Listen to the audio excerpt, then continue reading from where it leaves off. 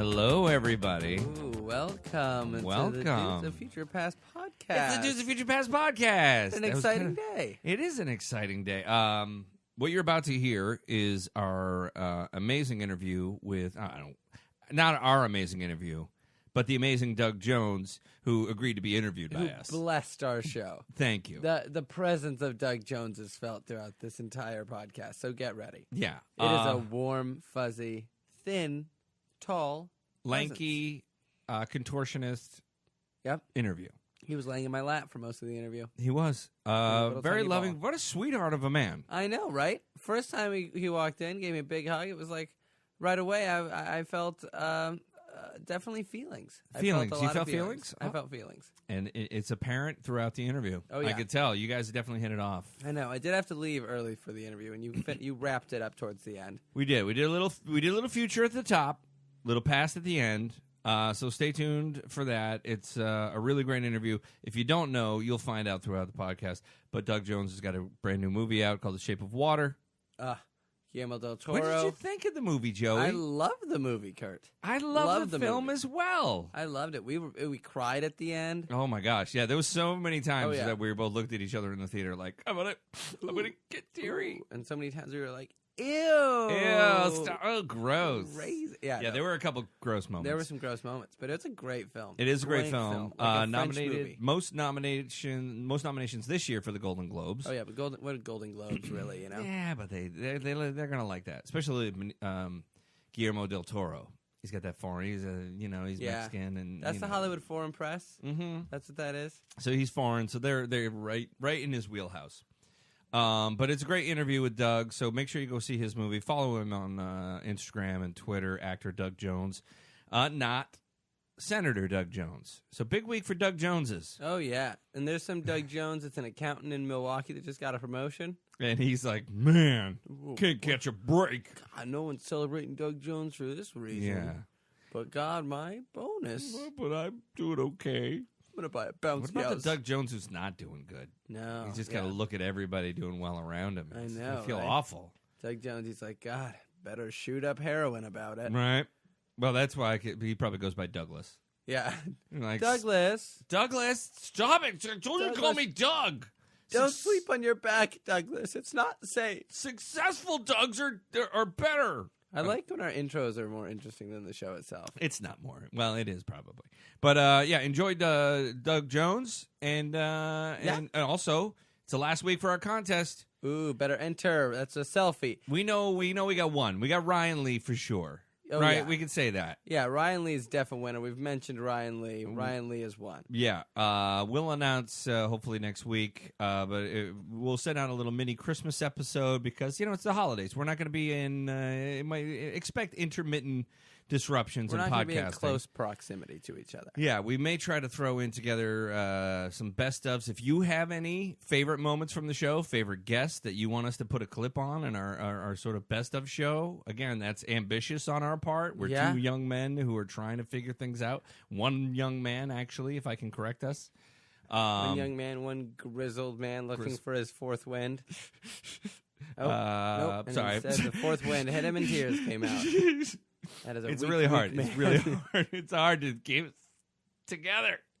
But yeah, thank you so much for everybody who's been downloading. Downloads have been up, and all of you have been great. So please, if you can, send us your favorite moments. The contest goes like this. Instagram is a picture of you enjoying the show. We are at DOFPcast. Tweet us a favorite moment from the show, favorite guest, favorite catchphrase, favorite whatever you like from the show. Also at DOFPcast on Twitter, and then write us a review on iTunes. It's as simple as that. It's the easiest thing. It helps us out, and it helps us get you on the show, and it also helps us kind of tweak our show a little bit. Yeah. Like, what is working with the people? Because the people are like, my favorite part was the end of episodes 1 through all of them. Yeah. Okay. The end when they all ended. When the mics All went right. dead, Yeah. I liked that a lot. I like when my headphone jack got unplugged from my headphones, but now with my new Bluetooth speakers, it doesn't happen as much. This doesn't have to do with you guys, but I was jogging and the headphones got pulled out, and then I was jogging more. It kind of went, yeah. Love that part. Oh, okay, what an intro. All right, that's the intro for the show. Doug Jones coming up right now. Joey, say bye. Oh, bye. Enjoy Doug Jones. Okay, so I just thought of this song. What for the song? show? It's a theme song. Listen. Right now? Yeah, go. Kurt has kids and an SUV. Joey scans Reddit obsessively. We share music and a chromosome. It's a romance built to last and last. Dudes of future past. Dudes of future past. Kurt and Joey's podcast. Dudes of future past. Hello, welcome Very special episode. to a very special episode of the Dudes of Future Past podcast. My name is Kurt Long. I'm 44 years old. My name is Joey Bragg. I'm 21 years old. It's just full of life, God, youthful. look at me. Teaching Wearing a me how to sweater. Snapchat. You're so wonderful. I know. Telling you not to take a picture of our guest as he exited the car today. That is- because that- that was too much. And I Too tell much. you don't tell me what to do on my stoop. I know, but did you listen? No, look, those are You moments. I thought it would be. I was trying to play with our guests. We have a past, we have a history, we know each other. So I was trying to be playful. It'd be like paparazzi, but you squashed it. This is also a very special guest that we haven't. We usually say somebody's coming on our show. We kept this one a secret. Yeah, we did Because we're so excited. Let's do a little, first off. If you're listening to our show for the first time, this is Dudes of Future Past. This is the bridging of the generational gap between millennials and Gen X through humor and love and understanding and silliness. So that's what we do. And now and we talk to people about their future, their past, what's going on. That's what we do. What's the generational gap they're feeling between their legs, huh? Exactly. Oh, hey, do you So have I a wanna thigh know. gap? Of course Is the I thigh do. gap a thing? Yeah, it is. Do You I got have to a see the thigh sun gap? when you take a Do I have picture from thigh- behind. Like if no. I have a thigh gap. I just Nah. checked. No, you kept your legs apart. That's what you did. No, I did not. How dare you? Well, we'll check it later. We Maybe digress. maybe we'll ask our guest. Who is our We'll all guest? do a thigh gap test. Test. Well, ladies and gentlemen, you know him. Drum roll, please. Well, here's the thing. You know him, and maybe you don't know him. He just won the senator's race in Alabama. Yep. Huge. Um, Congratulations. It's such a wait. Is that not? My guess is not. Wait, let me look at my research. I got this wrong. I'm sorry. Different guy. God. Different guy. Same name. And I wanted to be the first to make that joke, which I'm sure I'm not. I'm sure you probably have heard it 1,000 times already. But ladies and gentlemen, he is a wonderful man that I've known for many years. Not enough, but every time we share each other's presence, he is a delight, an amazing person. I want to get that out on top because you might have seen him in a very scary form, whether it be in Pan's Labyrinth, playing two parts Oof. as Pale Man and Fawn. The stuff of nightmares, literally. Yeah. Stuff of Guillermo del Toro's nightmares. Right? Is that how you say that? Guillermo del Toro. You also have seen him naked Yep. in The Silver Surfer. Just Yep. naked as the day he was born. You've seen him as an aquatic man in 2 feature films now. That 3. 3? Well, yeah. Three, Golden because- Army. You can't because, forget yeah, about Golden Army. Hellboys 1 and 2. Yep.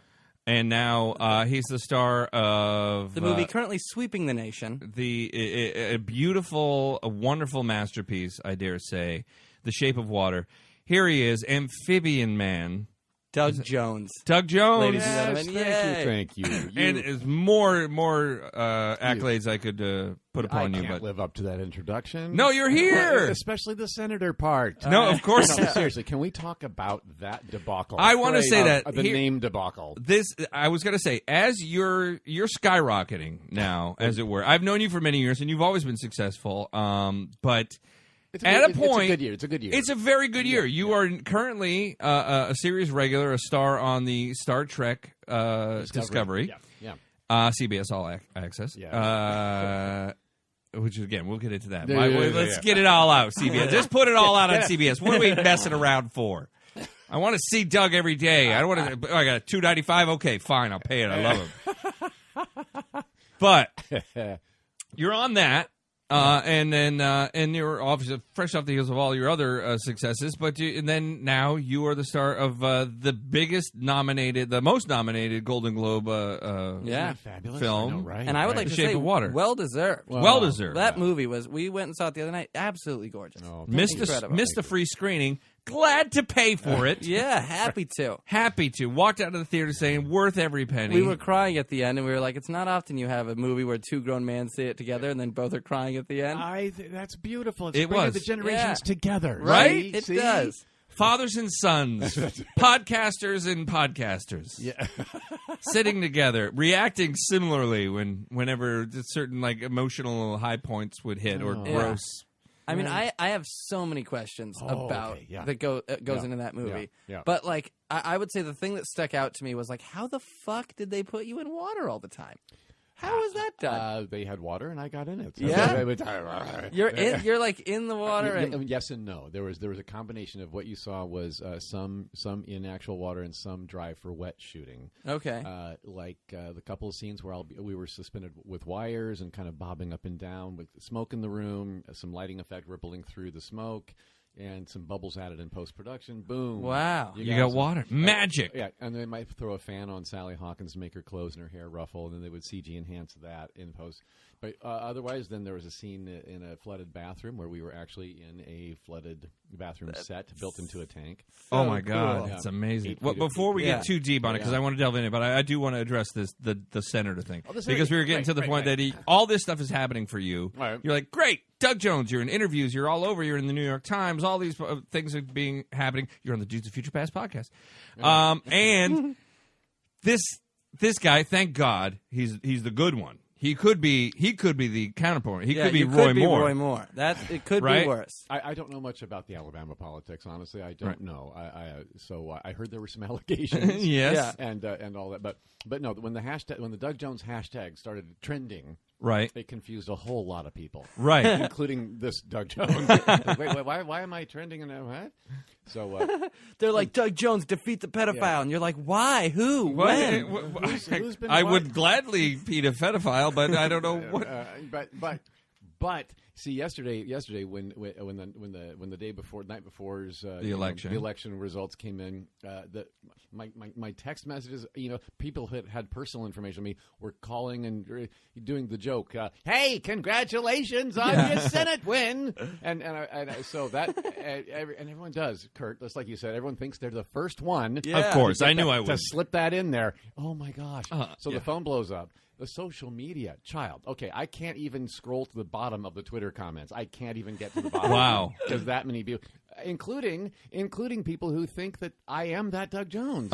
My screen name is actor Doug Jones. Yeah, and somehow They're like, he does it all. yeah, Not Wow. really. right. How do you find the time? Yeah. I And- was just watching Legion. Right, and manager Bruce, yeah, at our, of course. who represents us at the Omnipop Talent group. Incorporated. Yeah. He has been getting emails and phone calls from people who are congratulatory or hating.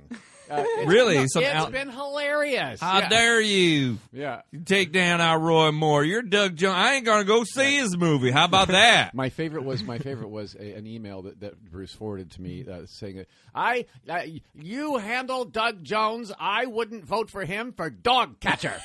Dog catcher. That's an old fella. That is an old. Yeah. Wow. What? Yeah, and he said, so stop sending me campaign material. Here's my address. I want you to take it. He gave his address and said, take it off the list.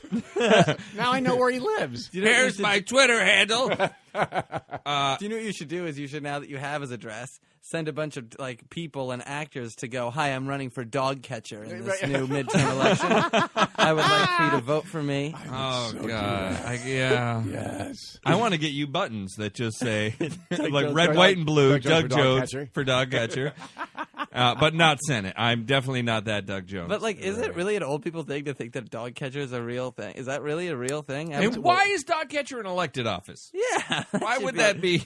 That should be a volunteer. No, yeah, exactly. I think that should be like an employment process. Right, yeah. Let's go through human I got a resources. history of dogs. I work with animals, and I have my own net. I get, You know, yeah. whatever. You start out as like mouse catcher, you get a promotion to cat catcher. Exactly, You know, Right? You work You your move way up. up. I know. I mean, that's the thing, though, a future past sort of thing. We've dealt with, you and I have seen so many changes over the years in technology and the ways we communicate and all this kind of stuff. You would think, it's 2017, we should be able to differentiate the Doug Joneses. You should be able to, like, as a person, realize there's more than one Doug Jones in the world. No, it's a very common name. I know it's a common You know name. who else got it botched a little bit? All my friends at IMDb.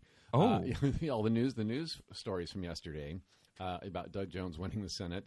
and my picture showing up on that article. Oh, of course. Fantastic. Several of them that were tagged on my IMDb page with my picture attached. So it's like, oh, heavens to Murgatroyd. That's not right. Was it you, or was it you as one of your characters from a movie? No, it was my profile picture from... that's so great. My real picture. And you know what? Here's a good. It'd be better if it was the pale man or it something. was Lynn Sennett. He beat a pedophile? What if Doug Jones now goes to sign in at the State House or something, and somebody, whoa, that's not Doug Jones. I know you. Whoa, let me turn around, look at his ass. No, that's not the amphibian ass that I saw in that movie. Well, this Doug Jones doesn't have that amphibian ass either. That was all plastic. Don't ruin the dream for me. I had to give it back at the end of the day. Oh, yes, man. But it was a fine ass. It was. In fact, one of my co-stars, Octavia Spencer. Yeah. Every time we were on set, between things, and if I got up and walked away, she would go, and I turn and I say, "Are you looking at my ass again?" She goes, "Yes, I am, honey. Keep walking." No, not many men could make women swoon in an amphibious fishman in a suit. Fish costume. Yeah, right. It also must be trippy for Octavia to see a fishman turn around and go, "Are you looking at my ass again?" It's just a normal voice. Yes. Oh, but that was part of the trick, though, of making this character work. Is that he this woman played by Sally Hawkins? It was amazing. Oh, she was good. Outstanding. Outstanding. She has to fall in love with him, so you have to buy it as an audience. You got to be on the ride with her and rooting for her. Oh, yeah. So he had to be sexy looking. So the sculpting and painting and creation of that look on me took years. Actually, they were 2 years in development and then 1 year in execution of getting it right. So you had gotten the call from Guillermo early on. January of 2014. We were working on. This is my sixth movie with him, but I don't. No. We have so many questions about him. Hopefully, we can get them all. But we were working on Crimson Peak at the time, up in Toronto. Right. I was two of his ghost ladies in that. Long story, don't ask. But I had a day off, and on that day off, his office called to say, Guillermo wants to meet you in his office during lunchtime today. So I went. He said, "Dougie, come in, shut the door." Oh crap, I'm in trouble. And he told me about this story he wants to do after Crimson Peak. He wants to do a smaller budget, more artsy kind of movie. And I'm like, oh, thank heaven, because he hadn't done something like that since Pan's Labyrinth. And once you've done a Pan's Labyrinth as an actor, you think that might be your one chance in your lifetime to do something so magical, and so critically acclaimed and award winning. So he starts telling me the story verbally of what the Shape of Water plot is going to be, and I'm thinking, oh no, this is the next one. This is it. Oh. I knew. I called it back then. Okay, yeah. Okay. Wow. So all of the award nominations there now, and the critics, thumbs ups. I called it first. Okay. Yeah, wow. Doug's pulling out a sheet where he wrote it out in hand. He dated it. Look at that. You dated it. I mailed it to myself. You mailed it to yourself. It says we're going to beat Lady Bird. That's crazy. We're going to beat Lady. How did you know that? That's crazy. Unfortunately, we're coming out the same time as Star Wars, but fuck it. Right. In 2014, in 2014, yeah, you did. You did that in 2014. It's amazing. That's right. It's an incredible feat. Being in so many Guillermo del Toro movies. What was the start of that relationship? 1997, 20 years ago. Yeah, I was called in to do reshoots or pickup shots for Mimic. Okay, he had those tall, those big bug creatures that took over the New York subway system. They kind of mimicked humans. They kind of looked like a guy in an overcoat, but they were really their wings folded over them. Right. So they shot that movie in Toronto, and the Canadian actor who played the Long John Bug guys up there couldn't work here in the States without the rigmarole and they were just like, oh gosh, 3 weeks before the movie opened, we got to get some insert shots done. Who do we know? And so the tall, skinny Rolodex comes out at the creature shops, and they all know me. So So I got a call on an afternoon at 2 in the afternoon. Can you do a night shoot tonight? That's how I met Guillermo del Toro. That was his first American. And even on reshoots, you guys were able to get that much of a relationship. He sat down with me worked on it for 3 days. Okay. And my second day, he sat at the lunch table across from me and said, "So tell me everything you've been in before," because he knew that I had some creature background. I was referred by the creature guys. And I started telling him, well, at that point I had already done Tank Girl, and I'd done Hocus Pocus, Right. and I'd done Warriors of Virtue, another kangaroo movie. Yeah. And a thing for Disney called The Adventures of Galgameth, and I'd already done tons of commercials, including the Mac Tonight campaign for McDonald's, right? Yes. The Crescent Moon Head, for those of you who don't know. That's what Crazy. Did you look it up? I did look it up. On the YouTube. Joe again preceded Joey. Yeah. I know, precious puppy. So we had a long talk about Mike, and so he wanted to know. He was like an 8-year-old fanboy who wanted to know all the creepy crawly monsters I'd played, because he loved those things. I used to make monsters when before I started directing. That's how I did. I loved. Yeah. So who did the makeup on that? Oh yeah, is he a nice guy? He wanted to hear all about the makeup artists and what they do and how were they as people and so I thought, like, this is different than any director talk I've ever had. Yeah. Wow. Yeah. Do you remember thinking at that time in that talk at lunch that this was going to be a relationship that lasted so long? How could you? I had no idea.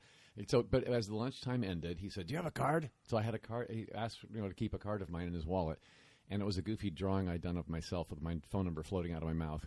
So it was like a line cartoon drawing of my profile. Wow. Going with my mouth going, hey. and so he goes, "Oh, that's great," and he put it in his wallet. I didn't. And then 5 years later, in 2002. I got another call from a creature effects guy saying, "Hey, Doug, I got a director here who says he knows you, and we have a movie in the works. So your name came up today. So can you come and meet us tomorrow?" Sure, I knew nothing about this. It ended up being Hellboy 1. Okay. And the creature design for Abe Sapien, the blue fish guy, had been sculpted like a maquette, a smaller, scaled down statue had been sculpted with dimensions and everything. And everybody in the shop at Spectral Motion, a different creature shop, where I had worked with me before, and they were agreeing, "Oh, who should play this is Doug Jones," they said to Guillermo del Toro, as he came in to approve that design. Wow. And he's like, "Doug Jones, wait, I know Doug Jones." And he pulled my card out of his wallet that I gave him 5 years before. Wow. Yes. Holy cow. Yes. Carry a card, folks. Filthy. He does not change anything in his wallet. I know, right? No, well, he moved his stuff. Wow. That's amazing. That's amazing. Yeah, so there was love. There was love. That's fantastic. And so Hellboy 1 is where we really did establish the actor-director relationship and rapport and the shorthand, but he is one of those directors who can sum you up in an instant. Like, he meets you, he gets your demeanor, your personality, your sense of humor, your timing, your fears, your strengths, your weaknesses. He absorbs people. Wow. So every actor he directs differently. So I noticed that, like when we did Hellboy 2, The Golden Army, especially when I spent more screen time with Ron Perlman and Selma Blair, he directed all three of us very differently from each other, and Jeffrey Tambor too. Yeah. Because we're all different personality types, and how he approached me was different than how he approached Ron and Selma. Wow. So it's because he develops a control panel of buttons for each one of us, so he knows which ones to push on set to get what out of us. He's a genius. Yeah, I would have to say, because not only just seeing his work and the enthusiasm he has for it in every interview I've seen him, there is that childlike glee that he exudes every time, like, especially if you bring up monsters. Like, we did a whole deep dive last night on YouTube of like all the press interviews and stuff of Guillermo and yourself. He's just like a fanboy. It's like he's not even a part of it other than a big fan. Said he's like a beautiful nerd. He's just like, but who's like, he's smart. He's like into it. He's so thoroughly like just excited about everything he's doing. And then to see the detail and the craftsmanship of his films, there's nothing is left behind. Like he especially on The Shape of Water, which we can get into now because I want to make sure we promote it as much as we can, but also because it's such a terrific accomplishment. Yeah. The color usage, the symbolism, the depth, the characters, and like you said, every character I felt like, even though Michael Shannon supposedly is the heavy or the villain or what you're rooting against, there's definitely emotional weaknesses there and frailty and unsureness of his character. There's so much going on that it could be just a simple, he's the bad guy, kill the fish, but there's so much more to it. Well, that's a Del Toro trait, is that his bad guys always have a sympathetic streak in them, and a fully layered backstory, the thing is, with The Shape of Water, there are 6 characters that you know fully. Right. There's not, even though on the call sheet it might look like supporting players, but everyone had a leading story. Everyone. Did. Definitely.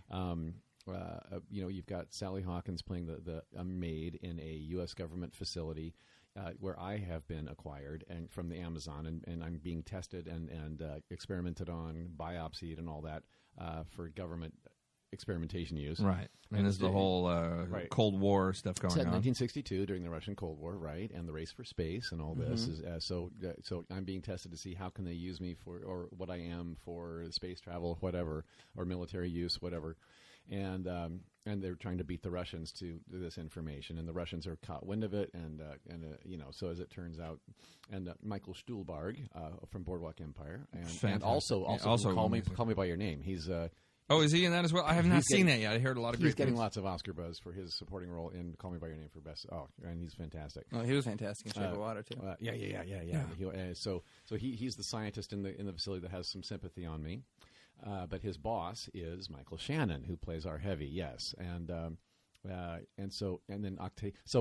Meanwhile, while that's the backdrop of the movie. That's the setup. Right. The real story comes out when the cleaning crew comes in during the night shift, and that would be Sally Hawkins and her best friend Octavia Spencer. Right. And when Sally Hawkins sees that this one asset that's been brought in is a fishman. Our first glance at each other is like connect. Yeah. It's amazing. Some kind of romantic love that just sparks right away. It's like our hearts and souls recognize something in each other right through that glass. Through the glass. It was only Del Toro could pull off this kind of a love story because it is so on paper it looks outlandish. I will tell you, I listened to this guy Tony Kornheiser. He's a old guy, sports, but he's journalist style writer for the Washington Post and everything. But he has a podcast, and he's an older guy, and he's kind of curmudgeonly. And he has Ann Hornaday on reviewing movies, and she talks about how she loved The Shape of Water, and she starts explaining, well, it's kind of like the creature of the Black Lagoon falls in love with this mute cleaning lady, and he's like, I'm out. He's like, I don't. What? It's crazy. A creature of the love story between, and that's like you could see that some older, out of touch folks might be like. Well, it's hard to give one line that describes this movie, isn't it? But that's what she said, but she went on, of course. So it's good for you that Ann Hornaday was like, no, came to the defense and said how beautiful it was. But you mentioned Creature from the Black Lagoon, and that was an early inspiration for Del Toro, right? When he's asked, like, where did this story come from? He says, well, when I was 6 years old. Okay, it goes back to there. Yeah. When he was in Mexico, Sundays were for church and then watching movies. So the Channel 6 down there in Guadalajara played a marathon of monster movies often on Sundays.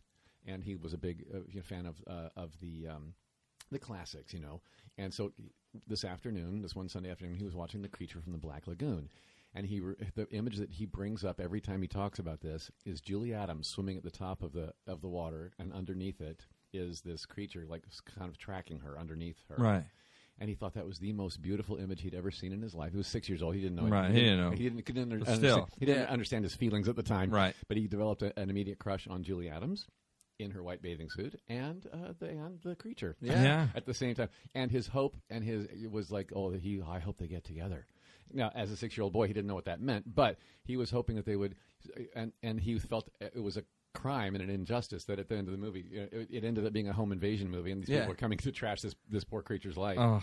So he would doodle pictures of Julie Adams and the creature on a tandem bike together, or having an ice cream together, or at the beach holding hands. He would make these drawings. That it became his fantasy that they would get. So he said 46 years later, he has finally righted this injustice. Oh, my God. It's amazing. Oh, I love it. Right. So. I want to see those drawings. I hope he puts I wish they are. In accompanying book. We'll see him on Antiques Roadshow in 20 years. Yeah, so I found these drawings of a fish man on a bike with a woman. I don't know. They're framed and yellowed. I don't understand. Yeah. Sorry, go ahead, Joe. No, I just wanted to, going into the prosthetics of the movie, which I know is something you probably get asked about a lot. Well, you can't play a fishman without them. Right? Yeah, right. There's been so much, even in Pan's Labyrinth, it's a beautiful mix of practical effects and CGI. Do you feel like as CGI kind of gets better and less noticeable in a movie, that it can help more for practical effects? Or do you feel like if you can do it practical, you should do it practical?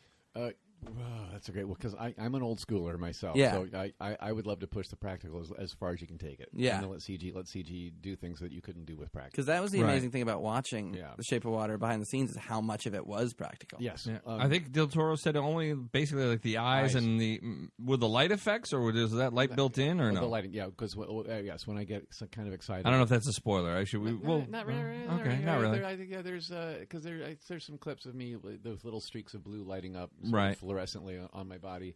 I won't tell you when it happens, but yes, Right. but that's something. So it's like an eelfish, right? There's some kind of Yeah, electricity. bioluminescence. Right, there you go. Yeah. So that was CG enhanced. So now on the day they did paint a certain luminescent paint that reacted to a black light Okay. or UV light.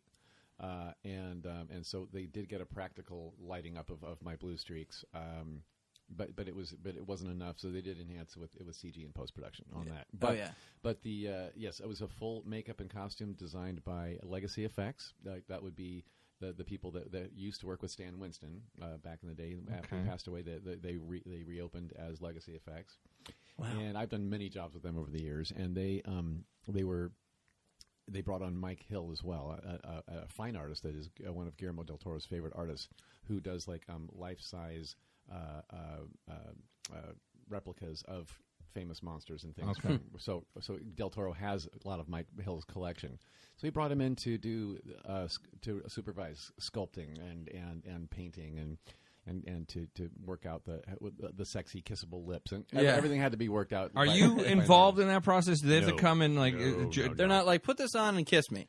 I do have to come in for test fittings, yes, and for makeup tests to see is this working. But they don't do a measurement thing of you beforehand. Oh yeah. Okay. They have to not only measure me, but like run a life cast of my entire head. That's what I'm thinking. Okay. And then they sculpt it on me, so I'm the one person in the world who can wear this. Naked as the day you were born, or are you they give you a sock or what? A leotard. Leotard, okay. Maybe a G-string. You don't have to get that. You have to peel off some plastic off your. You're not scrubbing that Someone stuff to off put in the that shower. Doug Johnson away. Yeah. It's not everybody's Hey. Hey. Yeah. So what you're looking at is when the eyes express or blink or look around, that is CG. But Guillermo said that they'll fade in from my natural face into a CG plate over my face, and then do that micro expression and then fade right back into my real face again. So it's a combination. It seamlessly goes back and forth. Yeah. Wow. Yeah, it's unnoticeable. It's one of the first times I've seen a movie where where the CG didn't stand out. When because it's working with the practical effects, As and usually, if it was a tennis ball on a stick, and Sally Hawkins had to react and fall in love with that, it would have been a different movie. It would have been a whole I think different so. movie. I think so. It would have drawn in later. That would have it would have lost the charm and the chemistry. There was a real connection. Let's talk about that because you do have. I'm assuming this is your first love scene ever. Well, I mean, as a creature, yeah. As a creature, yeah. I mean, I don't know what you do with your wife, and that's your business. But still, I've had. We're still waiting. We're still holding out. Yeah. Of the humans I've played, I've had love interest before, but as a creature, the closest I've ever come as a creature was in Hellboy 2: The Golden Army when I had a love sparking with the elven princess, Princess Nuala, right, played by Anna Walton. But that was another like. Humanish, non-humanish, finding each other, and it wouldn't work. Yeah. So for some reason, it doesn't work. And that was true for King Kong, Frankenstein, the Mummy, Creature from the Black Lagoon. All of them. There's always a human monster hint of love but it can't be. Yeah, there's some physics involved that doesn't work. Right. This time we had to work it out because it was written. Okay. Yeah, you did. I mean, seriously, Sally is. I mean, I don't want to give anything away, but there's romantic scenes that are without a word spoken. Without a word spoken. My character doesn't speak. Her character is mute and speaks in sign language. Do you know ASL? I do not. I learned a couple words that she taught me. Okay. In the movie, she teaches me how to say egg, which you yeah. Egg. And right. Yeah, like fingers. Yeah. Super exciting for a podcast. Yeah, so nobody sees that. Nobody can see what we're signing. I hope all our ASL listeners. Oh wait. Oh jeez. Come on, Kurt. Very insensitive, Kurt. That's insensitive. Well, listen. I hope somebody's signing it to them right now. Okay, right. That's it. They're reading it. But Sally, bless her heart, she did. She had to learn sign language. She had to learn how to dance with a mop.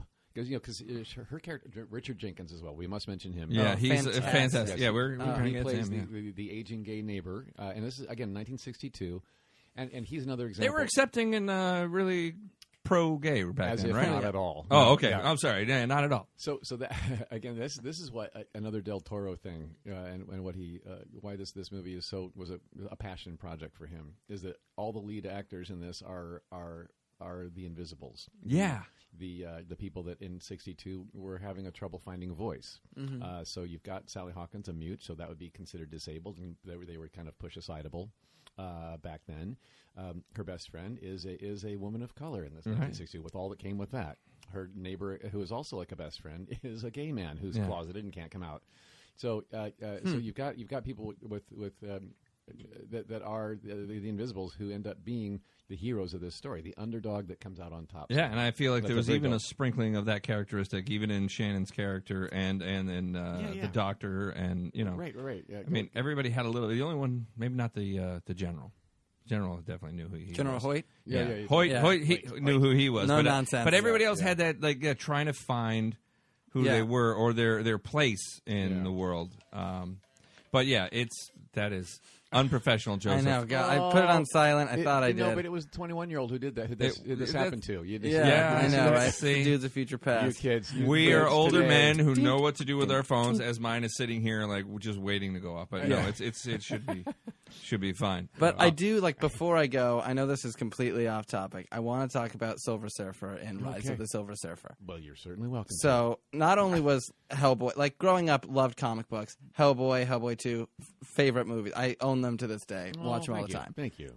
For something like Rise of the Silver Surfer, was it something that you, like, got to go in? And there's so many comic books written with the Silver Surfer. Did you, like, study the character and go into it and do the whole thing?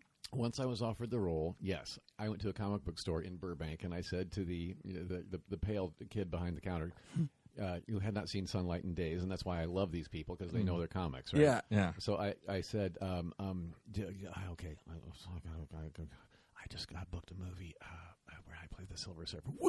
Dude, what? Yeah, so I haven't seen the comics since I was a kid. So do you have anything on the shelves? Yeah, come here. So I went home with a stack of anthologies, like those big essential ones. Yes, the big essentials, yes. And it was the Fantastic Four when he was introduced in like volume 50 something. That I started with. So I wanted to see the original artwork of Jack Kirby. I wanted to see Stan Lee's writing. Yeah. And oh my gosh, the combination of that art and the poetry he was written with were just beautiful to me. Like, what a crazy character. So my character study came from those comic books. The script has information in it whenever you're an actor and you're getting a script.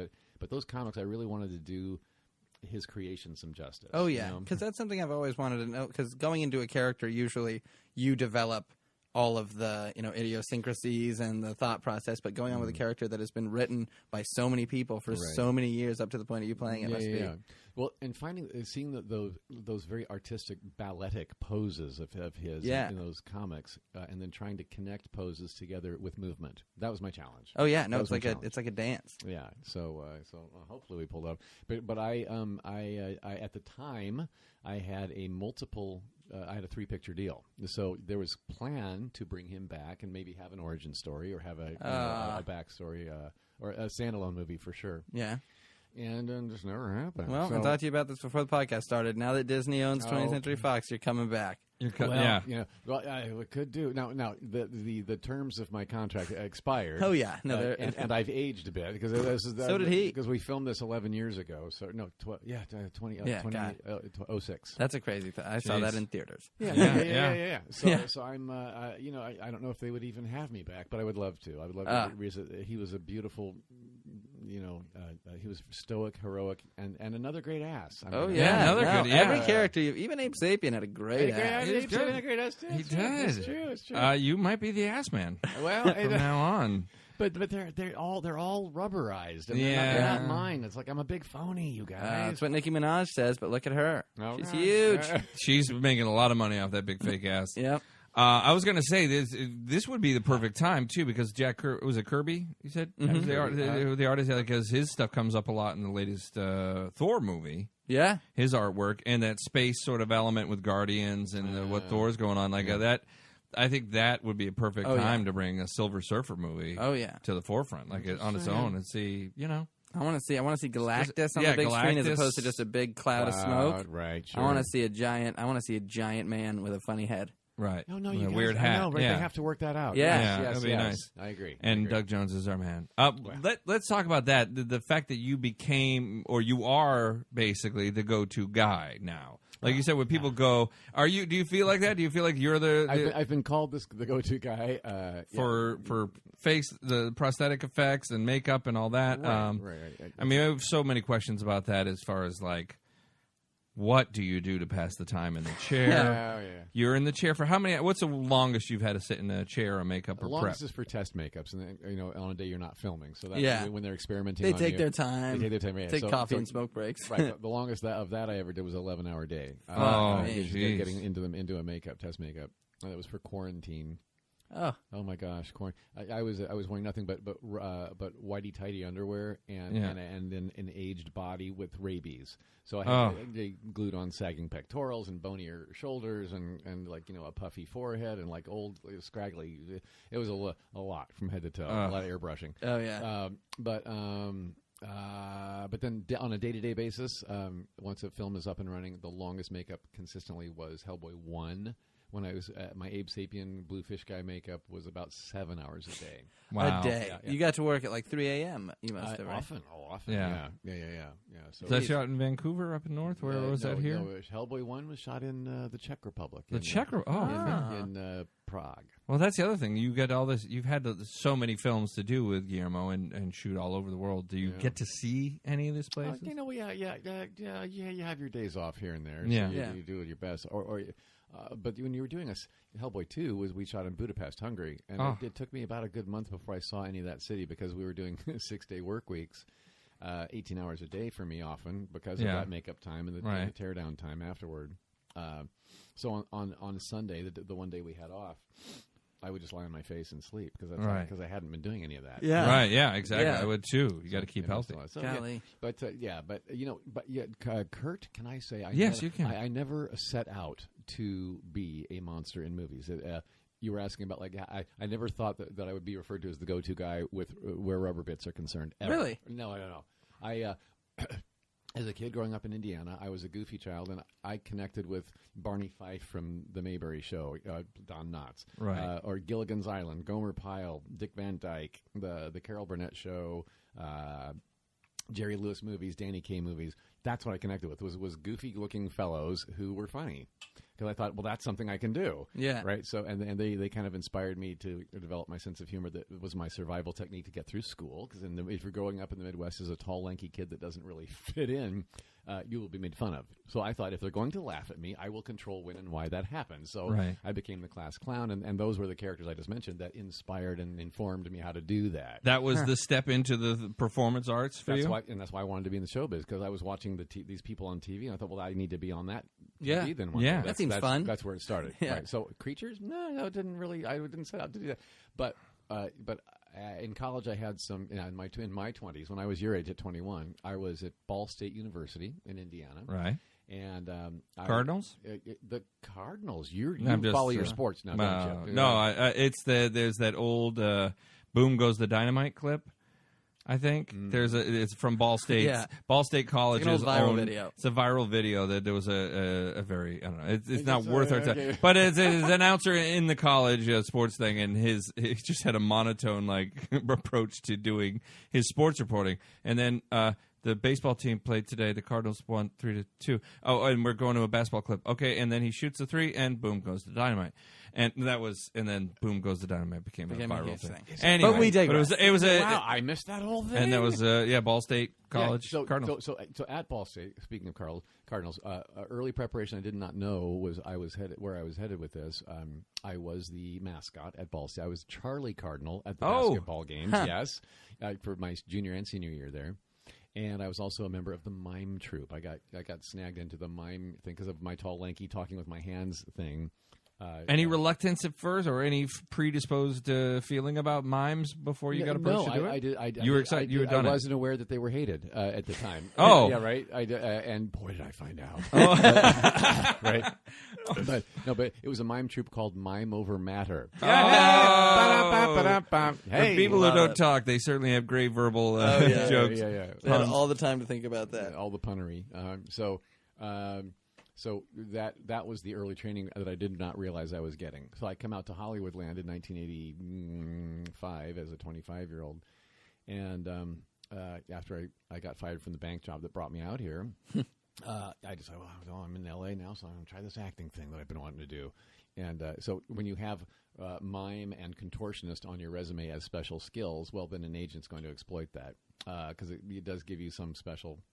And I'm 6'3.5", 140 pounds. Yeah, it puts me in a certain category. You should. I want to get you a sandwich. I And feel like you need. Yeah, everyone wants to feed me across America, yeah. Right? Yeah. But I feel like it's probably best if you don't. You got to fit in all those suits. You got to fit in the rubber suits. Yeah. If I gain weight, I'm screwed. How much do you sweat? Do you sweat anything out? Oh gosh, yeah. All day, it, right? all day, oh my yes. God! You take off that fish suit and you still feel like a fish. Yeah, because so the questions you might have about wearing, a creature transformation from head to toe are everything you would guess. I am hotter than I want to be. I am heavier than I want to be. I cannot see very well. I cannot hear very well. Going to the bathroom is an issue. It takes a village. So in the fish suit that I wore in the shape of water, I had a front flap, so I could unsnap and get a flap up to pee. That's nice. Once a day but I couldn't negotiate it with my flipper hands, my webbed fingers, right? Gaffer. We need a gaffer. My weenie out. So I opted to just not have help, and so at lunchtime they would be able to remove one of my gloves, unglue it, and get out so that I could one hand myself. But then the back door of my suit, I did not have a flap in the back, so I had to take care of all that business ahead of time and do some precaution. Yeah, my God, did your body? Oh my gosh! You want coffee? No, exactly. You're tricking your body for like 3 months of your life. Like, nope, you don't need to function like anything. Your body's like, what are you doing? Yeah, and that's a young man's game. I'm 57. Yeah. We make trips to the turlet. You know what I'm saying? We do. We get well. I'm not quite there, but I'm already. I'm just saying. You're there. I'm regular. Are you tight? Okay, well, we're going to take a little break. Are you cool to stick around for a couple more minutes? Sure, all right, so let's. We're going to take a little break. I'm going to head out of here. Thank you so much for doing the show, man. I'm such a big fan. Puppy, thank you. Fuck all other guests. Like you, top guest. Top guest. What a way to. This is our Christmas present. By the way, what is your favorite Christmas song? My favorite Christmas song might be "Oh Holy Night," Night? sung by Mariah Carey. Come on now! Are you serious? That famous okay, Christmas all album. right. Diva, And a favorite Christmas movie? Classic would be White Christmas. White Christmas with the Bing Crosby. And company. More contemporary would be Love Actually. Oh, there you go. All right. We were taking a little poll. But all right, great, so great. we got Doug's. Joey's hates both those choices. Joey. No, I'm just kidding. I was hoping to all of us sing together before Joey left, but it's not going to happen. Okay. But Joey, we'll say goodbye to Joey, and we'll be right back with more Dudes of Future Past after this. Bye. Thank you. And some people are actually there to find out the Oscars. Yeah, well, that's the nice thing about Omnipop is a very, very tight-knit family feeling there among all us clients, isn't it? It is. Unlike any agency I'd ever been at before. No. And I've been there 23 years now. That's a long time. Yeah. You've kept us afloat. No. Andy Kindler has. Andy Kindler, Maria. There's a lot of great people. Doug Benson, Jimmy Pardo. I'm happy. No, I'm very happy to be just part of that group. But yeah, it was amazing. I still have it vividly in my head, that picture of you. That's a great story. I didn't know that. Now, let's talk about the transition past Doug when you go into an Omnipop office, per se. Like, how do you find yourself there? How do you find yourself into the acting line? Was it always from college, the performance you did there? Or I mean, because let me put that in a better way. How do you get into the contortion side, the mime side? How do you separate all that, or was it all just like? Did you ever think of it as anything differently? Or No. Okay. The mime and contortion part of me is just are special skills as an actor. I've never called myself anything but an actor. Okay. So if people try to call me a contortionist or a mime or a suit performer, which is a title I really don't care. Oh, that is awful. Yeah. Then I just remind them, no, I'm an actor with some extra skills. That's all. Right. All. And finding my way into Omnipop was, the usual thing in LA when actors I had other agents. I had a commercial agent somewhere else at a rather large place, and I had a theatrical representation at a mid-size agency, but Jillian Bennett, a comedian friend of ours, was working the front office at Bruce's at Omnipop, Right.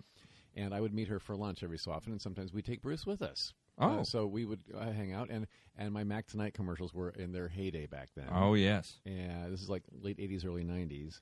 Now, for the people who don't know, like Joey, you had a giant moon head sitting at a piano. Crescent moon head with sunglasses. Sunglasses, Of course. Right. The moon, for some reason, has sunglasses. Sure, yeah. Because I guess he's seeing the sun. Right, the sun's reflecting off of him. So, I guess he needs them, Sure. It works out. Science works out. Right. So you got those are on. Yeah. And so during the getting to know Bruce through those lunch dates with friend Jillian, I just got a call one day from Bruce Smith finally saying, I don't know if you're happy with your agencies wherever you're at, but I would love to have you across the board.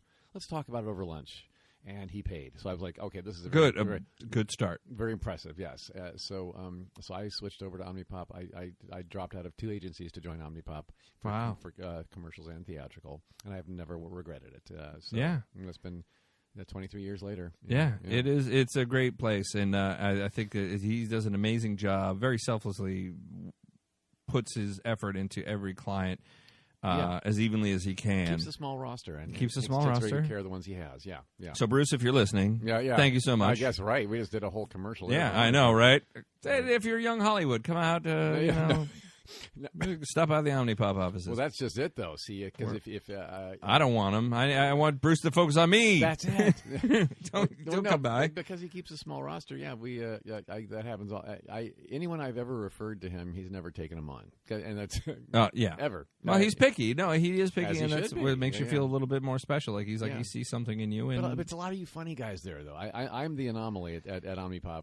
Well, it's funny. I always felt that I was sort of the anomaly because I'm not a stand-up. But he's got a lot you people. Yeah, sketch comedy host types, all that kind of thing. And he saw something, which is great. But you're a delight. Well, you stop that. You're a delightful person. Thank you, Kurt. So then, what is the first time you actually have to put on makeup? Oh. It was for commercials. The Mac the Knife? I'm sorry, Mac Tonight? A couple months before I booked the Mac Tonight campaign, my very first commercial I ever booked that gave me my SAG card and all that was a Southwest Airlines commercial. I played a dancing mummy. Oh, very nice. You weren't expecting that, were you? I wasn't. What's your dance background? Right. Juilliard? Did you no freestyle? Flash dance? Freestyle in front of a mirror at home. Very nice. That's okay, what I learned. All right. Okay. Listen. We got the full-length mirror, and sometimes we just, you got to move it. You got to go, wait a second, I could do this. Mm-hmm. So you were a dancing mummy for Southwest. I was, yeah. And I remember there were... And I did draw some from a little bit of Boris Karloff from his... that was my first horror film that I ever saw. You were asking about monsters before. Right, yeah.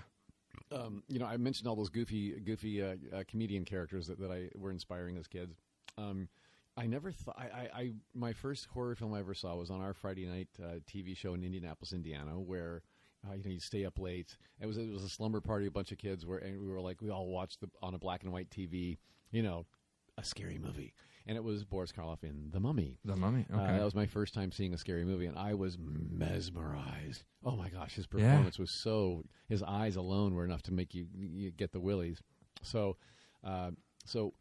When you come to Hollywood as a 6'3", 140-pound former mime, you're flexible like a contortionist. It's just the creature effects people could not help but fall in love with all of that. So and I'm like I said before, you're the go-to guy now. But I mean, was there a hierarchy before? Not that I know. Not that no? I know of. I wasn't aware of a. It wasn't like a bunch of because when I go in as an actor, I go into a room and I see a bunch of my types. And right. You know what I mean. When I play human beings, I go into a room to audition with a bunch of my types as well. But in the creature effects world, there just wasn't that big of a community that I knew of anyway. And a lot of people who even work at the creature shops that help create the looks and our artists will sometimes wear the costume and to be in the movie, and that's where the word suit performer came from. Yeah, they may not have been trained actors, and so that title kind of came up. So it's been that's been my torch to carry. Right, that's the tough part because I think you're unfairly put in that. I'm sure there are guys who are like, I don't want to be on camera. I don't want to be the guy. I just want to be the mummy. I want to be the monster. I'll walk around. There's the guys, right. There's the guys who played Jason or whatever. Even sure. Robert Englund might have been the first that kind of broke through. Freddy was absolutely groundbreaking. It was a return. See, because now back in the Boris Karloff, Lon Chaney days, a monster could be a leading man. Right. A monster could be sympathetic. Yeah. And have those love interests we talked about, but then we lost that for a good few decades. It was a while. Yeah, and then yes, Freddy Krueger kind of changed things. He was put at the forefront and on the cover of the movie, but he was still a bad guy. Oh, was he ever a bad guy? Super bad guy. Yeah. So he didn't have a sympathetic streak in him, but. Not so much anyway. I mean, his backstory was rather tragic, but how he got to where he is. But he's certainly making bad decisions now about it, isn't right. he? So, there was something in my research I was doing about you that there was like a fan vote or like some sort of thing that they wanted to get you to be the next Freddy Krueger if they did another movie. Yeah, no, and that's very sweet that any fans would even think of me wanting to play an iconic, beloved character like that, I guess. But I don't. But there was a remake done. This was post the Jackie Earle Haley version. Yeah, that they came up with this. But truth be told, I was being considered for the Jackie Earle Haley movie. Okay. I think it was during his contract negotiations. I was a backup plan. Oh, I see. It came to me late. Okay. We didn't hear about it early on. So, and I remember, I'm the type who doesn't just jump at a title. I want to see the script. I want to see what am I being a part of. So I did look at the script for the new Nightmare on Elm Street, and I was like, they did delve more into his backstory, and it wasn't exactly like it was in those first early movies. And it was 'cause in the first movies he was accused of being a pedophile, right? But wrongly accused, and so he was getting revenge on all these kids for like accusing him of something he didn't do. And like the parents burned him. They burned his house down. That's why he looks like he does. Yeah, right. Or they torched his house, and so that's the backstory. Well, that still happens in that newer movie that happened around 2009. They were filming, but it's found out through old school records or whatever that he was a janitor at the school, and he actually did commit those atrocities. And I think that's where they lost me on. That's a tough one. So because he gets to win again. I didn't. If I do horror films, if I do dark material, I want to have a redemptive quality to it. I was going to ask because you are such a sweetheart of a man, and I mean, obviously, as performers, we have to find those places that we don't. We have to find. Right. What's your process to find that? Is it all about the sympathetic point? It's all about the script. And a filmmaker like Guillermo del Toro is the one who gets it. If he's going to do a dark movie, it's going to have a triumphant, redemptive quality about it somehow. He's going to have a character, the lead character. You're going to feel for them. You're going to, even if they're going through tragedy and if they're facing demons and monsters and whatever. There's a way to overcome and triumph and his movies always empower you to walk out of the theater and go tackle your own life. So right. a dark movie can do that. Yeah. So if it's a dark movie that just splatters blood on the wall and exposes boobs, I'm really not going to be interested. Not your thing. It means nothing to me. So the script I read for was like, I'm not sure if I not really your thing. Want to do that. Yeah. I was going to say the was it the Pale Man? Yes, from Pan's Labyrinth. He was a bad guy. He was a bad guy. But now this Michael Shannon just said this too recently. Our bad guy from The Shape of Water, and so this I would agree with this. He doesn't like V words. Villain or right. It's when you play a villain or a bad guy, you do not know that you are. I think of course. That's the key. Main point. That's the key, right? And so when I played the Pale Man from Pan's Labyrinth, yes, I was a child-eating guy with no eyes in his face, and eyes in his hands. It was a disgusting creature. But he was dormant and asleep. He was awakened by this little girl breaking the rules. She was told not to take food off his table. She did, and that woke him up. Right. He wakes up, and he's not waking up thinking, "Oh, good, I get to be evil again." No. He woke up hungry, and his delicacy of choice is children. So there was one. Right. So he chases her. So I think he does that. We all do things like that innocently, and he was surviving like anybody else. The Pale Man, I just figured, I'm trying to survive. I'm hungry. I've been asleep a long time. Oh, good, there's food. That's all I said. So if that comes, so when you play your intentions as your own personal needs instead of I want to be evil, then I think that's where you get a good evil character. Right. You know?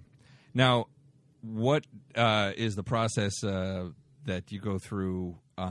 Prepping for something like this, knowing that you're going to be in this burdensome suit or outfit, or you're going to be kind of inconvenienced the way you move or maneuver or use the restroom or whatever like that. Do you any sort of mindset you put yourself in? Do you meditate? No, I don't know how to meditate. You have to sit still for that, right? Yeah, well, that's what I'm saying. You sit still for a long time in the chair. Well, I'm happy. I'm comfortable with my own company, and I don't really get bored with my own thoughts. So okay, that's good. That's helpful when you're in the makeup chair for 7 hours. But you know, the process for me on any creature role would be I get so much information from the script. Everything's there. You know, where I fit in the story, like what the character's wants, needs, fears, loves are. It's all usually exposed in the script somewhere. And where do I fit into the story? How do I help move the plot along? What other characters do I interact with, and how, and all that. Then so I do all the regular actor schmactor stuff. Then it's a meeting with the director. What quirks and nuances do you want to see in the character? And I'll get that information. Then I go to a dance studio, look at myself in a mirror, and think, okay, now this is a creature from another world, so I got to do this visual step where I find his posture, his stance. Does the script call for me to lunge, crawl, climb up a wall, whatever? So I want to work that out in the mirror to see how to make this not look like a guy in a suit, and how to find a posture that's different from the last character that I played. Or whatever. You've had to do some like crawling on the ground, all fours. You've done everything. So then from that, then you go to your costume fittings, makeup tests, and then that informs what you worked out in the dance studio. Can you do it now, or is it enhanced because of the suit, or is it inhibited because of the suit? And that'll help you find his ecosystem. And then by the time your makeup tests are done, you're ready to roll camera. You've worked all that out. And my challenge is to make it look like I woke up that way that day, as opposed to being a guy in a suit. I love it. Yeah. Oh my gosh. I only had a small experience. I mean, I've had to do a couple makeup things, but I remember experience of having to be a clown for a show. And I remember getting all made up and everything, and you know, so it was a lot more extensive than I thought. But it was in the makeup chair and the hair and everything, the bald cap and everything. Yeah. And then when I went out to set, there were a couple people. There was somebody said, "You know what? The makeup lady or this wardrobe lady's afraid of clowns. Could you walk this way?" Oh. And I had to walk around, and then it turned out she had gone around the other way, thinking that I was going to be coming from that direction. So we ended up coming the same path and bumping into each other, and she screamed, you know, and I was like, so sorry. And she was, you know, it wasn't like she looked at me going, oh, my God, I know you're an actor in a clown suit. I'm so sorry, but I'm definitely afraid of clowns. She was definitely afraid, and kind of nudged me out of the way and just kept running. All reason was gone. All reason was gone. Yeah. So I'm wondering, with all the outfits that you're in, what kind of reactions do you get, or what's the worst reaction you've gotten from somebody being all made up, or is it? I mean, do you have to see through that? Do you have to kind of like emote through that and connect with people anyway? Yeah. You do emote through and connect. That's the goal. Yeah. But yeah, it's usually first glance of someone who's not expecting you to round the corner. Just like right. What you just said happens to me all the time. Like, for instance, I'm doing Star Trek Discovery now. Yeah. I'm the alien Saru in that. Saru, yeah. And I tend to, if there's a new crew member, or if I'm out on we shoot on a lot up in Toronto. So if there's something else shooting next door, and I happen to walk out and go off to my trailer, and somebody from the other show hasn't seen me yet, I'll round a corner of the building and they'll go, oh, wow, that's really great. Wow, you look great, man. Can I get a selfie? And then it's a selfie. Yeah, of course. Nowadays, it's just, we got to get a picture of you. Right. So, talking about Saru from the Star Trek Discovery. And congratulations, by the way. Thank you. To be part of you've had a wonderful history in the business already, but now you're part of the Star Trek lore. Right. That's a legacy that has a huge cemented history. Forever. Yeah. Yeah. So to be a part of the Star Trek world and lore and franchise is an honor, especially for someone who wears lots of rubber bits. Yeah, because it's a rubber bits show. It is. Over the years, there have been some really great, iconic aliens have come out of that. So I are one now. You are one, and a big one. Well, thank you. But he. Not only am I, it's a head and hands kind of a makeup, and they have that down to under 2 hours now. But that comes with a lot of prosthetic pieces that have already been molded and cast and sculpted ahead of time and pre-painted. So my makeup artist, James McKinnon, is able to assemble everything on me and connect those colors. And also make adjustments, and he's a brilliant artist. But he's so good that he's got down to under 2 hours now. So that is mercifully short for. So it's almost like Legos. They have to snap things together in bits and pieces, so it all comes together on your face. And they were sculpted on my life cast, so they're pieces that fit me and only me. So they're quite precise. But what comes with that too is I wear a Starfleet uniform, so that zips on pretty quickly. The boots, I have hoof feet. Again, you never seem to get away with just being able to walk in a general. They weren't going to let that happen. Why? They're like weird high heel shoes. But I will say that the gift that those high heeled shoes without a heel under them, it sounds like I'm up on the balls of my feet and just kind of balancing on these hooves. So when they're prepping to shoot, they're like, "Okay, Doug, you ready?" And you have to kind of psych yourself up and then get up on your. I've gotten good at it. Gotten good at it, balancing. Okay. Yeah, but they get. I understand why hookers want to get off their shift because those high heels are the balls of my feet are painful. Yeah. But what that did though, the odd footwear kind of pushed my pelvis forward to keep my balance. Right. So my arms dangled slightly behind my hips. So I found myself with a certain walk and a certain swing of the arms that goes side to side, swishing. Right. That was like, oh gosh, well I think that's my walk. The boots helped me inform your whole character, whole new physical persona that I hadn't had in any character before. So I owe that little thing to the boots. I was positing that the idea, the way you have such an amazing ability to emote through the prosthetics and the makeup and everything else that you have to go through in all these different characters and show different depth of different characters.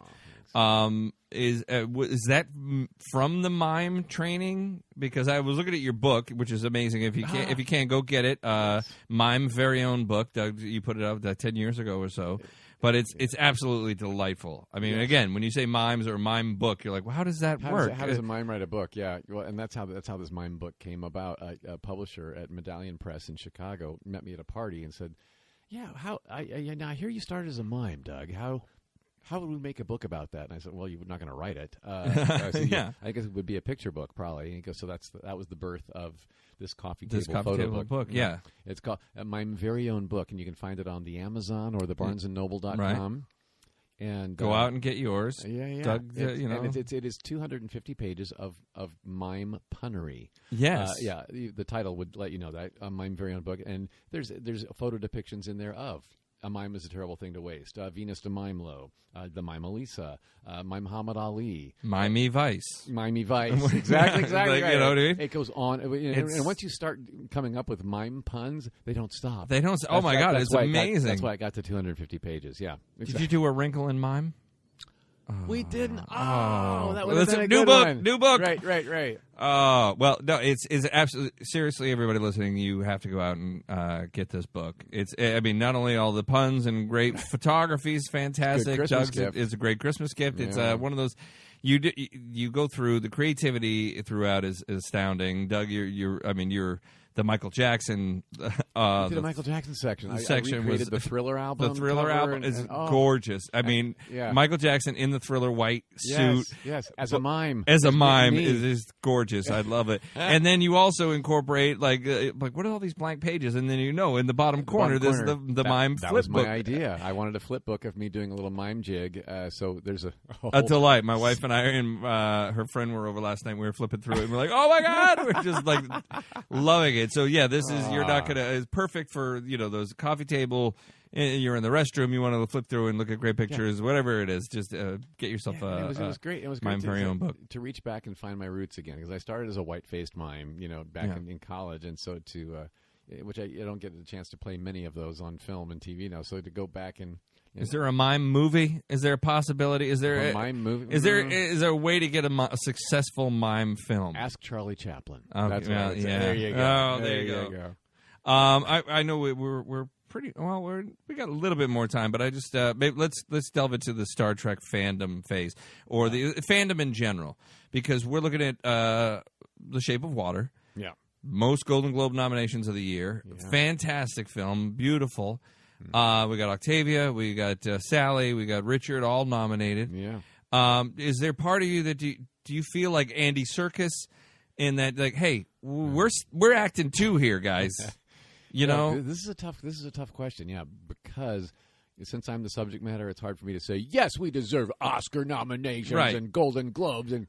But putting it aside, like you said, there's this almost. I mean, not.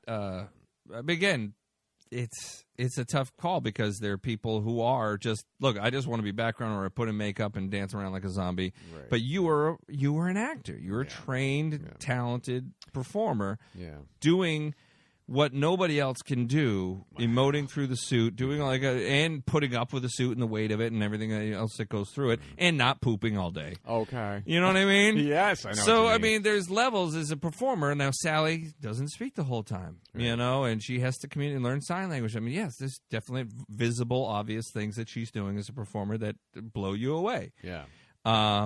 I mean, so yeah, and like again, Andy Serkis is known as the CG whatever guy, performance capture, yeah. Right. So, I mean, should there be a category?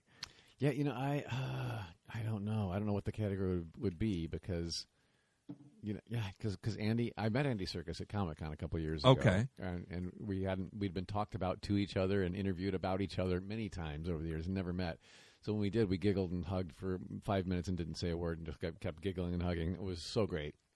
But we kind of agreed that we are actors of the same ilk, only my makeup goes on before the movie starts and his goes on after. Right. Different mediums, different.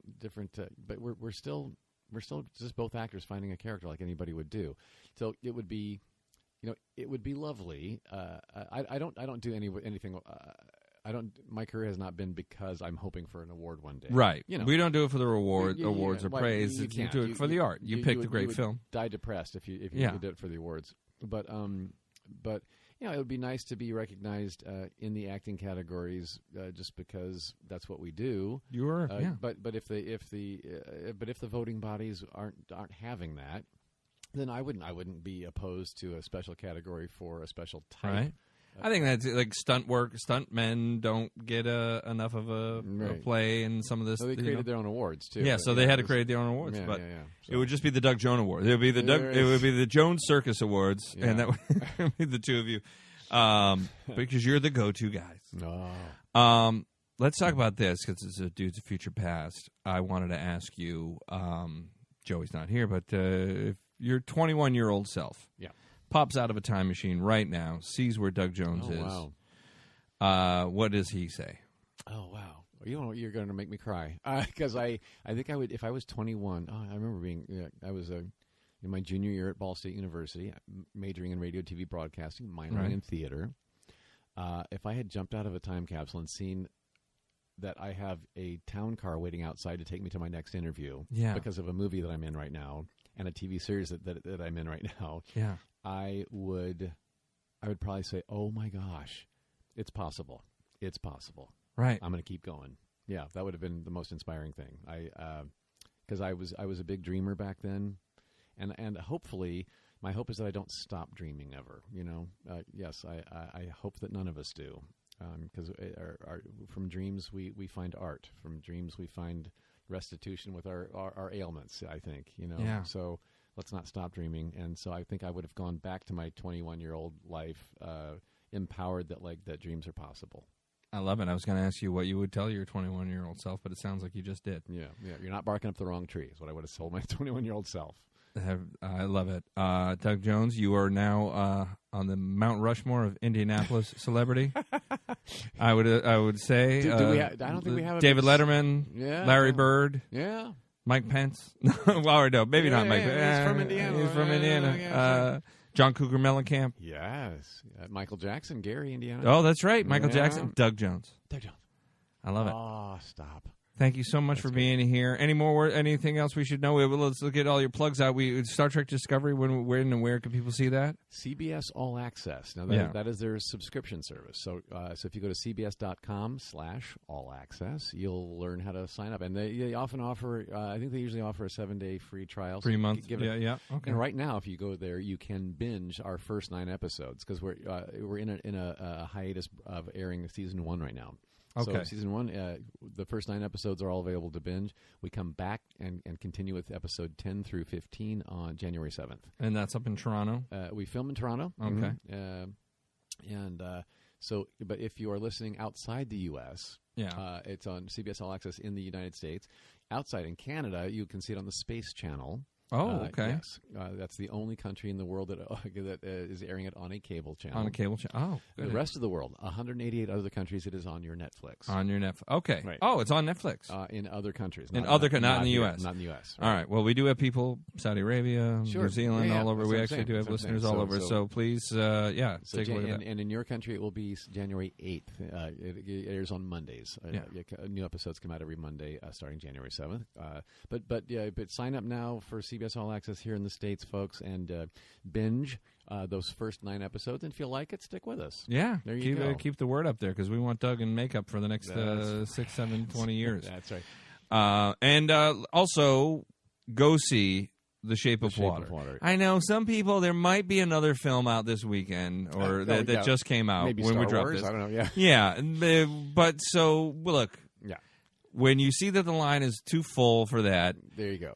Make sure you go. Shape of Water is, I can promise you, as good, if not better, film than The Last Jedi will be. You are going to come away with that with so much more of a better feeling, a wonderful feeling, a complete a masterpiece, a work of art. It's a really a great realized vision that I don't know if we said enough about it, but it's almost like a French film. In a way, tonally, there's a lot of French music. It does, yeah. It has and a foreign film feel to it, yes. Yeah, but not like in an inaccessible way. No, right. It's just it's a very stylized movie. The art direction, the production design, the color palette is just beautiful. The cinematography, gorgeous. Yeah. And Guillermo del Toro said that he kind of wanted this movie to be like a piece of music where you come out of the theater humming the plot. Yeah. And humming. I did. I was humming. Yeah. Right. I was I walked for the next 2 days. I was humming that music, and it's gorgeous, and you do fall in love with every single character, and or find something for. So that is in that is in theaters. It's still in select cities. Select cities now. More select cities this Friday the 15th, but the 22nd of December it goes wide. And so Star Wars buzz will be done. Yeah. So right. Oh, forget it then. It's a whole week later. Yeah. Once you're done spoiling the Star Wars plot for everybody, go in and see Shape of Water and spoil that for people. You're right. So December 22nd. If you're in a smaller city or you live next to a multiplex and you don't want to go all the way downtown to the art house theater, it's coming to your multiplex on the 22nd. It's coming, and you're going to be so happy you saw it. And I wish you all the awards and the accolades that you deserve. Thank you. You're a delight and a wonderful human being, and one of the inspirations that makes me remember that this Hollywood town ain't so bad. Yeah, there are wonderful people in it, you know what I mean. We can get jaded if we let the bad people of our business get to us. But you know what? Yeah, remember who you are and be defined by something outside the business too. That's what I've learned. That's a major point. Yeah, have real life. You must be out there living real life, or you won't be able to do your art. Right. Words to live by, folks. Doug Jones. See him in Shape of Water right now, and on Star Trek All Access, CBS All Access. But recognize that face. Okay. Look for the face. His ass won't be recognizable. You will not. You go, that's not Doug Jones. That's not that ass. But the face, you'll know, and it's full of love and delight. Thank you so much, Doug Jones. Thank you for having me. This is Dude's Future Past. Kurt and Joey. Love you both. Thank you so much for being here. Bye.